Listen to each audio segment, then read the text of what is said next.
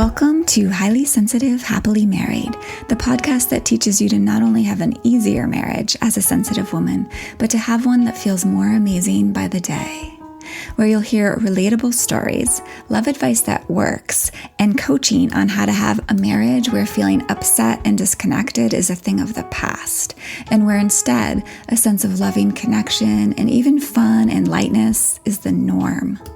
I'm Hannah Brooks, highly sensitive person, love expert, and marriage coach, and I'm so happy to be on this journey with you. Hello there, my friends, and welcome to episode 28. Today we are going to be having a whole lot of fun talking about backfiring tactics. Specifically, tactics that are pretty common for us highly sensitive women. These are things we don't do on purpose, but really like patterns that we can tend to fall into. That really they're patterns that we've developed to try to get what we want in our relationship. And I'm just going to name the prime ones right now. There is complaint, there is blame, criticism, there's defending, and there's demanding.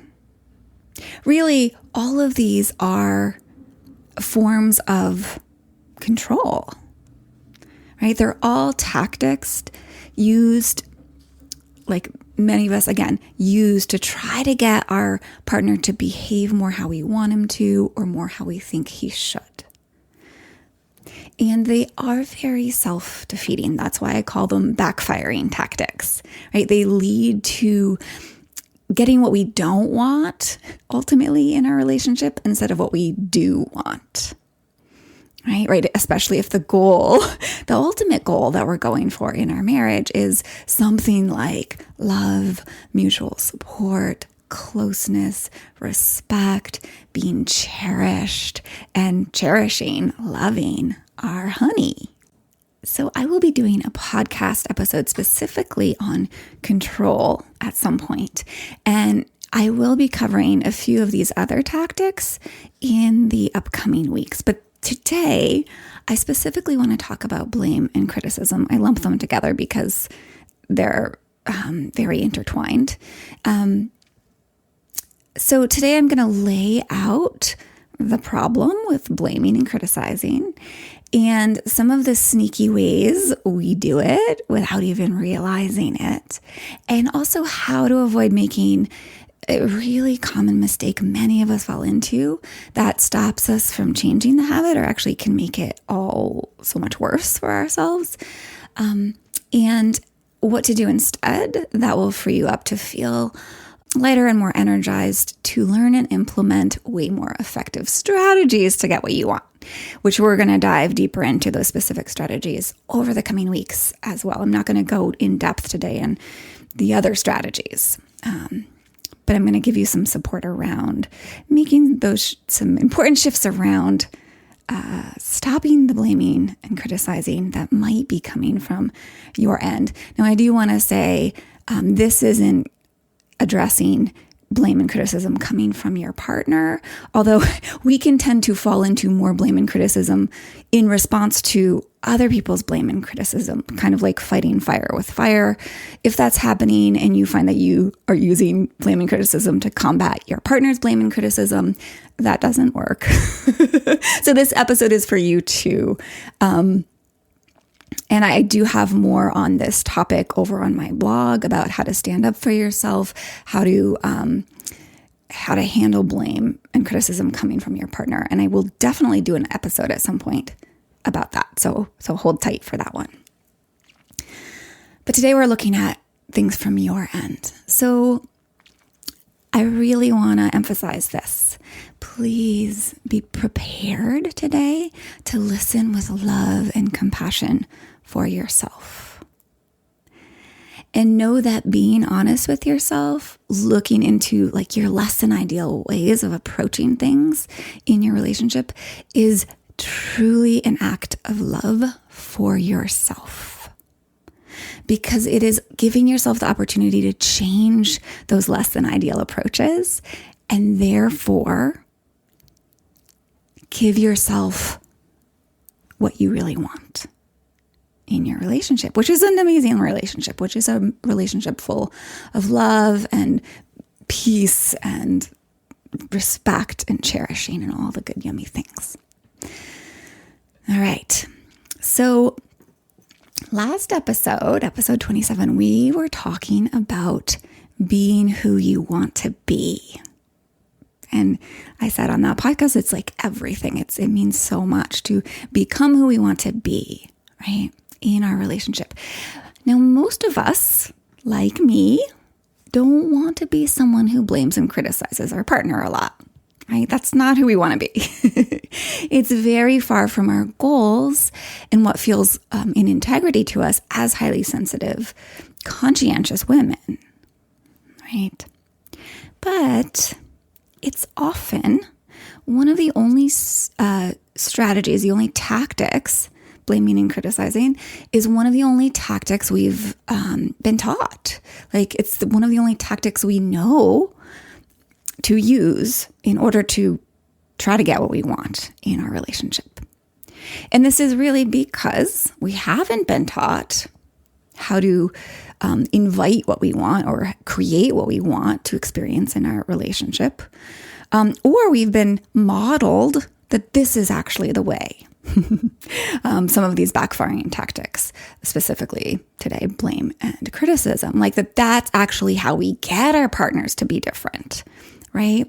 I know that was what was modeled to me so much as a child growing up, not just in my different, I grew up in a, they call it a broken home. I hate that. It's like two households, right? Parents were divorced. And there was a large flavor of criticism in both households. And then my grandparents were critical and blamey with each other, right? So it was like a legacy that was passed down. It's what I learned. It's what I really thought was, not thought consciously, but it's just the way relationships worked, right? That's what kind of seeped into me. So, and I think the other piece, which I've pointed out a lot in other episodes, is it's one of the main tactics we use or patterns we fall into to get what we want, because our brains are by default wired to see and focus on what's wrong. So it's quite easy to talk about what's wrong, right? And point it out. It's much easier than speaking to what we want. It's so much easier just to say what we don't like in our partner, to point it out over and over again, right? So it's really this blame and this criticism. It's really the most natural route for us to take to try to create the experience we want. But unfortunately, and really fortunately, because it's not so pleasant, right? It really doesn't work. Especially in a long-term committed relationship, it very often creates the opposite of what we want. So I'm kind of the poster child example of this, at least my past self. And I like to use myself and the mistakes I've made and the backfiring tactic patterns I've fallen into to like illustrate how not to be so I can help you avoid making those mistakes or correct them quicker than I did. So, I look back and I actually have a lot of compassion for myself in my first marriage, when really the only thing I knew to do to get what I wanted, other than just ask, that wasn't even very natural, right? Was to blame and to point out what my husband was doing wrong and to criticize, along with probably all the other backfiring tactics. But I do truly believe that if I had only been taught some of these healthier approaches that I teach you. And I had some support from someone to help me learn how to not be so focused on what my husband was doing wrong in our marriage, help me learn these other ways, I would not have gotten divorced. And I would have been happy in that marriage. But these kinds of teachings that I offer you here, this kind of education is in short supply, right? We don't get taught this. It's hard to find teachers for this. So I didn't get that education. But I want you to have it. That's why I have this podcast. That's why I work one-on-one with clients. I want you to learn some tactics to help you get what you want, to have the experience that you want, and the feelings that you want in your marriage. That's what I want for you. So again, I'm going to be offering you some of those more specific tactics that work better than blame and criticism and these backfiring tactics in the coming episodes. But I do right now want to point you to episode 22, I believe, called How to Encourage More of What You Want from Your Husband or Partner. It's an amazing and beautiful strategy you can use to replace any of these backfiring tactics. So go back and listen to that one if you haven't yet. All right, so let's talk about the problem, if it isn't obvious, with approaching our partner from a blaming and critical place. So let me ask you a question. What happens when you feel blamed and criticized? Do you come forward towards your husband with like love and feeling like you just want to shower him with your adoration and cooperation and be totally supportive and just do exactly what he wants? Not me. Maybe you have a rebel in you too. Right? It's not very likely that that's going to be how you respond to him blaming you and criticizing you and being really negative towards you, right? So clearly your husband doesn't work so well for him either if you're doing that. Most of us feel like we can do no right, and then we feel ashamed, we feel crappy about ourselves, and really we do the opposite of being supportive when our partner is critical and blamey towards us, right? We might rebel, we might withdraw and retaliate, we might withhold love. In other words, when we blame and criticize, we create distance in our relationship and we scare love away. Studies show that this kind of repeated chronic habit of blame and criticism in a relationship predictively leads to like a total erosion of love, right? It's actually the number one reason marriages fail. So this is partly because obviously not only does it feel terrible to the person being criticized, right? But it also destroys the perpetrator's own sense of confidence and like sense of worthiness and integrity, right? I know in my first marriage, felt awful doing it. I felt like I was not in integrity with being who I wanted to be, right? I just felt like so bad about the habit. I felt so guilty, so ashamed. And so, that's really important. It's not being who we want to be when we're using this tactic. And when we are stuck in this pattern, really this addiction, is that it leads us to sort of having what I call sometimes hardened heart syndrome, right? In ourselves and actually in both of us, right? The perpetrator and the person who's being blamed and criticized. Both of us have hardened hearts, like our hearts get like shrunken and caged behind bars, right? Which is really further shutting down this free flow of love that should be at the heart of our marriages, right? So the other major reason that blame and criticism don't work is because when you're blaming, you're absolving yourself of any responsibility.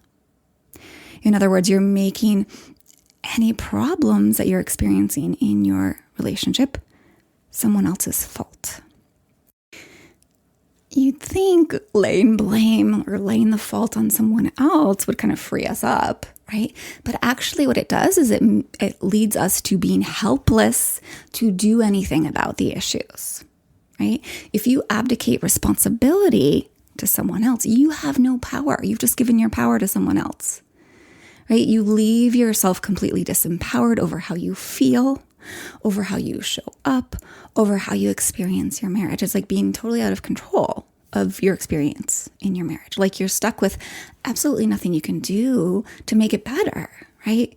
Except keep blaming and criticizing and feeling mad and resentful and awful. Do I sound like I know anything about this? Yeah, because I totally been there, done that, right? So really, for love to be supportive and loving and connected, there really needs to be an underlying culture of safety. And blaming and criticizing will chase that culture of safety right out the door. And for you to be truly effective in your marriage and communicate well and influence the marriage in a positive direction and help the two of you evolve and grow together, and for you to just simply be fulfilled as a woman, you need to feel you have sway, right? You need to feel a sense of empowerment, a sense of agency over your experience and in your marriage. Which means not putting yourself in a place of helplessness, right? In other words, it means taking responsibility and owning the power that you have to create and enjoy a thriving marriage. So obviously, blame is the exact wrong approach. Now, please note, this is my little please note, side note, alert, alert, all perfectionists in the room, which is many of us, amazing, highly sensitive people. Please know, you do not have to be perfect at never being critical or never blaming or never being negative towards your partner, right? That's not what I'm saying. A healthy relationship can totally withstand a little bit of all of this here and there. But chronic blame and criticism are death decrees for your love and are death decrees for your own sense of empowerment and fulfillment in your life. So let's take a little bit of a closer look at what blame and criticism look like and how we know we're doing it. Because some of you might be listening along and thinking, yeah, I don't really do that, which could be true. You could be more evolved than most humans. And the thing is, criticism and blame can be blatant, or they can be really subtle. And it's these subtle expressions of it that we miss. We don't even realize that we're doing it. It's so easy to just not see that that's actually blame and criticism. And that this is where it can be chronic, but kind of subtle, right? And we want to make sure we can see that it's happening so that we can stop doing it, right? So, all right. So the obvious expressions of blame and criticism are often obviously in the words we use. So criticism specifically is an expression, like it's expressing negative opinion about, we'll just say, your partner. Your partner's kind of like his character, right? That's like the biggest form of criticism. Like, you're bad at connecting, right? I actually used to say that to my husband, something like that. Like, why are you so spacey all the time? And one time I even said, some of you might relate to this one. You're such a teenager. Yes, I'm a little bit laughing at myself, a little bit feeling like, the shame of having been in that space and saying such things. And also having at this moment, just like feeling some compassion for that me in the past who was struggling and who would say those things. All right. So blame, on the other hand, is kind of saying any version of it's your fault, right? Like, you shouldn't have done this or that, or you messed up, or you are the reason we fight all the time. Like, if only you just ... like, tell me you love me more, or, clean up the kitchen like you said you would, then things would be good around here. Like, it's that kind of thinking. And we might say things like that, right? With that kind of flavor. Or like, you never listen. No wonder our relationship is so hard, right? Or even something as simple as, you make me feel so alone, right? Total blame. So it's these sorts of things. But again, it's like, as I had to learn the hard way, it's these subtler forms of blame and criticism that can do the most damage because they're harder to spot. So I want to share some of these for you now. Since so much of our communication as humans is nonverbal, like a huge percentage, I've heard up to like 93%. I don't know what the actual fact is or what they're saying these days, but because of that, it makes so much sense to take a really good look at if and how we are imparting blame and criticism without words, right? These are the more subtle forms. So some of these nonverbal ways that we can, this one's a little verbal, but the first one, but they're more subtle, include your tone of voice. This is big, right? You can say something like, can you please stop, right? Said with that kind of tone of voice that really just like oozes blame, or even implies like stupidity, right? Can you please stop? Like, right? And like that sound I just made, right? That's the next thing to look out for here is sounds like, there you go again, right? When you're saying something like, but you mean like, here we go again. You doing that stupid thing again, right? And then we want to look at our body language, right? Maybe it's rolling your eyes, giving your man cold looks, right? And for me once, maybe you've done this too, I actually probably more than once stuck out my tongue at my husband in a heated moment. Those are like blamey body language, critical body language, right? And then the last one here is asking someone to quote unquote do better, right? We can even use like any tone of voice with that one. But anyway, we put our words together in a way that is implying you need to do better or just do better, right? That can be a pretty insidious form of criticism, right? If not done gracefully. So this was one of my main ways of being critical and blamey. So I want to invite you to really just start noticing if and how you are using any of these obvious or more subtle forms of blame and criticism. And then the next invitation is to decide to stop the habit and learn a new, healthier way to get what you want and to have the experience in your marriage that you want. What this entails is what we call taking responsibility, right? This is an invitation for you to take responsibility. And taking responsibility is the antidote to blame. It is the remedy that heals the hurt caused by blame. So I want to give you a few tips on stopping the habit, the pattern, and taking that responsibility back, right? That power back in a minute. But first, I want to talk to you a little bit about this big mistake that we tend to make once we see that we are approaching our partner from a place of blame and criticism sometimes or often. Okay.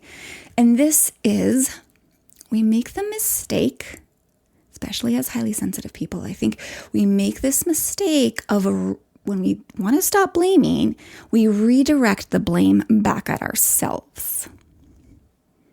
Right? we start getting mad at ourselves and being negative towards ourselves and critical of ourselves, and it does not work. So instead, try kindness and curiosity. In other words, compassion. It's so important to have compassion for yourself as you start changing habits that aren't working for you.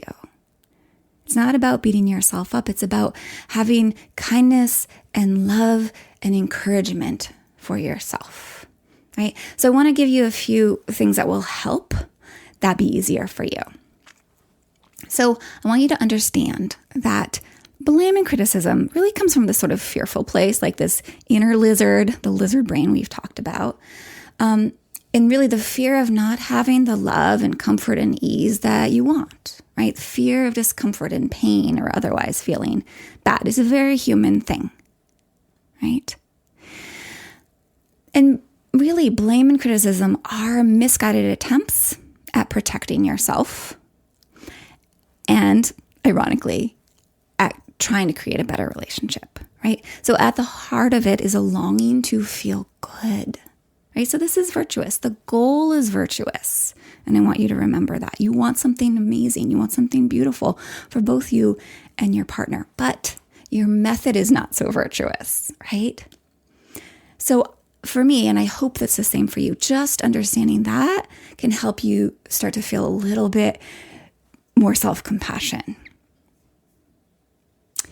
Another thing that it's important to understand is it's been shown that blaming and criticizing are actually addictive, like literally. Like we get like a hit of dopamine, a little squirt of dopamine when we blame and criticize. It feels kind of powerful, right? And so it's literally addictive. We get addicted to that chemical. So stopping is hard. And I don't say that to discourage you at all, but just to say, like, if you've fallen into the pattern of it, it's a physiological thing, right? So it's a human problem being in a human body. It's not a you problem. It's not a personal problem. It doesn't mean anything about you being a bad person at all. If it's hard to stop or if you've kind of created this habit, right? So, and again, you've probably been handed down a legacy of blame and criticism. Like this is just how relationships work. And so just know it's amazing that you're now deciding to make some changes in that, right? That's something to feel proud about, truly, instead of mad at yourself about. So it can really help to have some encouraging words for yourself and be kind to yourself. Approach yourself with kindness and compassion. Without doing that, it's going to be really hard to change these things, because when we're blaming ourselves, it will really have the same effect on us as it has on when we're blaming others, right? It will make us kind of fight ourselves, battle ourselves. It will make us freeze up. It will make us not be able to change things nearly as effectively, right? So you can feel lighter and more motivated to stay away from using blame and criticism by being kind to yourself. And really of thinking of the reward you'll actually get out of breaking the habit, right? That's really motivating. So what is that reward? I don't want to go into super depth on this. I do want to illustrate it with a little story. I had a client who's just like the beautiful success story with this. This was really the heart of her problem with her husband. He was wanting to leave, talking about moving out. And when she came to me, she didn't know exactly why he wanted to leave, but he was unhappy. And we did some looking and we found she'd had developed some patterns using these backfiring tactics, control for sure. And then specifically some blame and criticism was going on there. And we brought that to light. She saw how that was impacting her marriage and decided to stop. And I, of course, helped and supported her through that. It's not just like a snap your fingers, suddenly it was gone, but she was really dedicated to stopping. And within just a few weeks, her marriage was did a 180-degree turn. Like it just went from he wanted to leave to like, they were holding hands and he was writing her love notes. And that's ultimately all she really wanted anyway, was a marriage that she felt like adored in. And she just had been approaching creating that from totally the wrong tactic. Right. And as soon as she dropped that tactic and she started using some other way more effective tactics to communicate with him, she started actually getting what she wanted, right? Which was that love and that closeness and that fun together. So you ultimately want the same sorts of things. So how do you stop blaming and criticizing? Well, first, you just get aware of it, right? And then you can make the choice to stop yourself.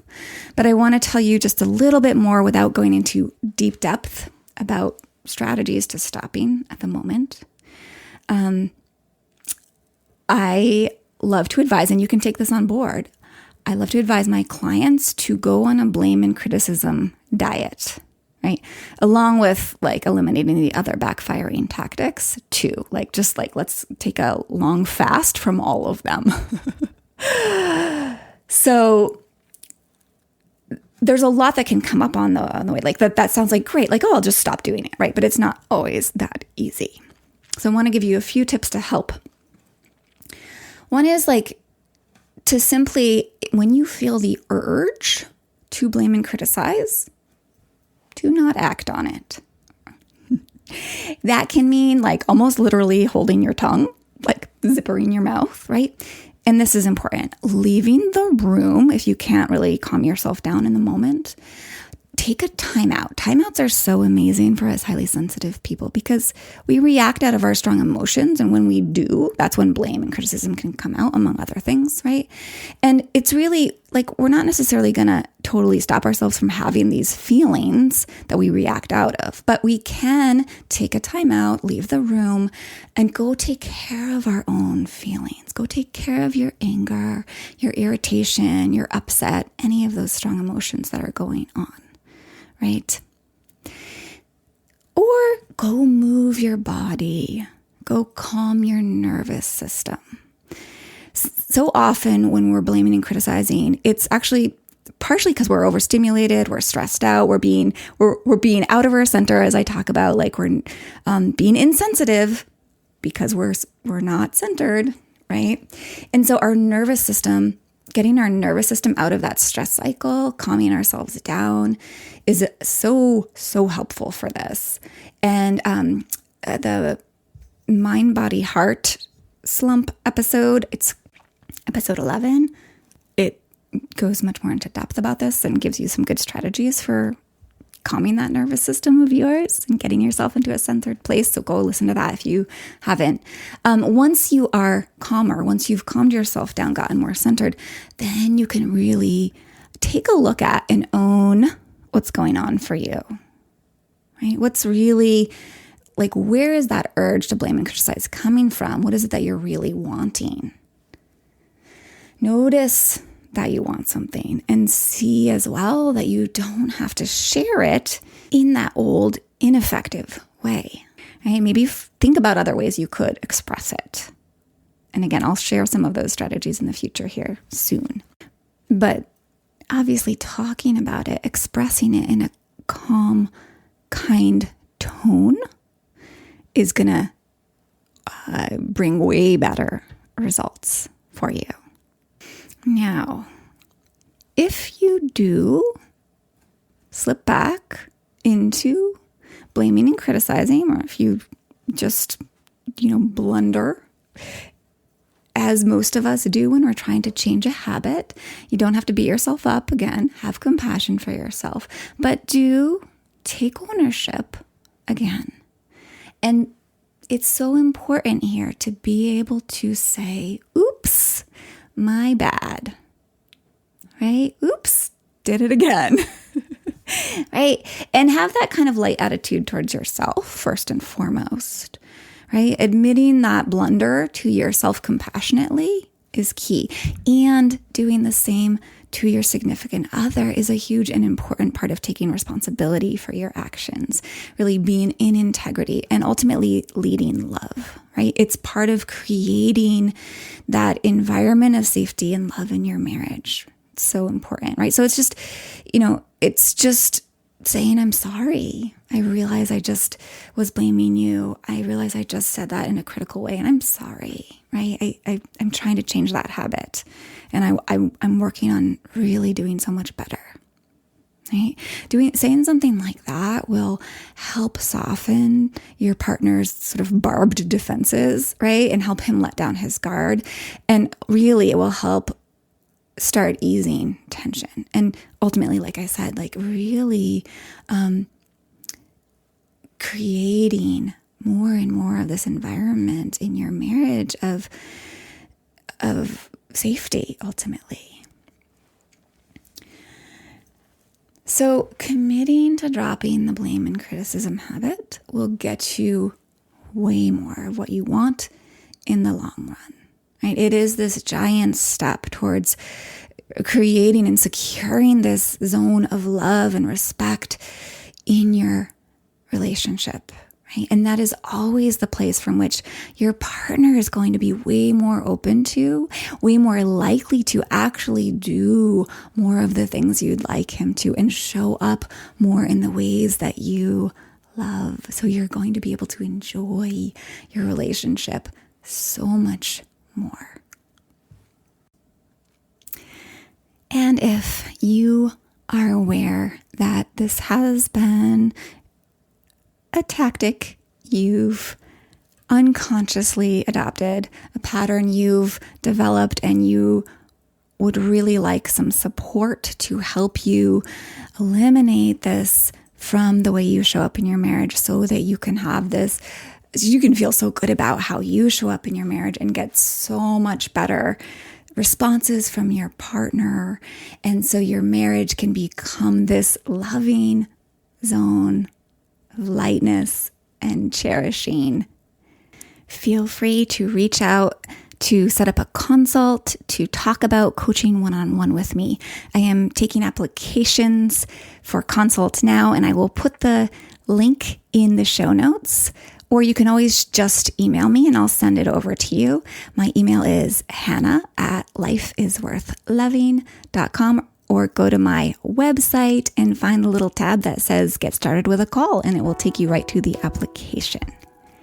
And until we interact again, be oh so well.